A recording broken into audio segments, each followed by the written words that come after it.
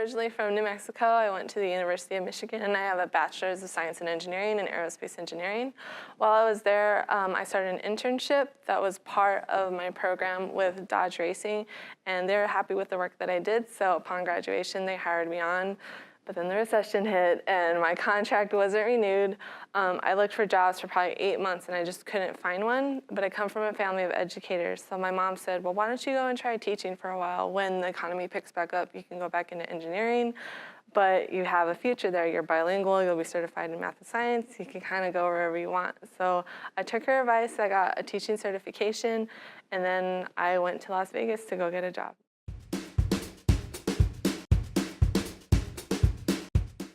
For me, I've always loved science. Like, at my heart, I'm a scientist, sort of.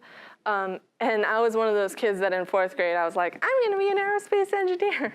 And by 5th grade, I planned out, no, I'm going to dual major in aerospace engineering and astrophysics.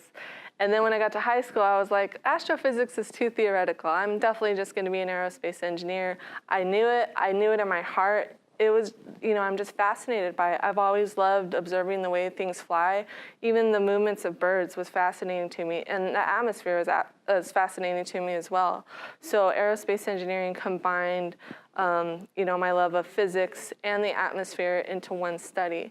And it's just something that I love. And part of the reason I enjoy teaching what I do is it's almost selfish, because that excitement that I feel, that excitement that I originally discovered when I was learning these things initially, I can see it in my students. And so it's together we can be, excited and celebrate this field.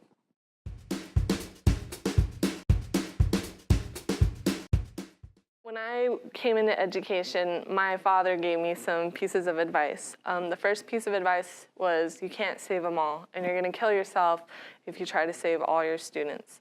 So that was hard to contend with, because you want to as a teacher.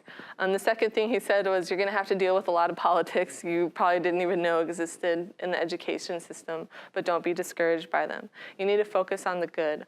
On the days that you're discouraged, that students are fighting you, they don't want to listen to directions, look for the good, because there might be one student that maybe they never raised their hand the entire year, and they come up and talk to you about, whatever they have questions about. That's a step in the positive direction.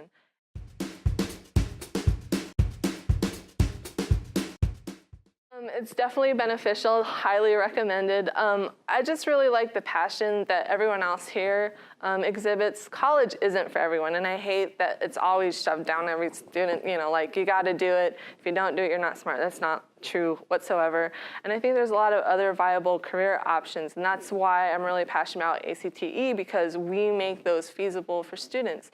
And on top of that, I love collaborating with people, not even from my content area, but people from different strands, because a lot of us have the same common issues, but because our backgrounds are varied, we approach them in new ways. So it's a great opportunity to collaborate and look at the same problem from a new perspective.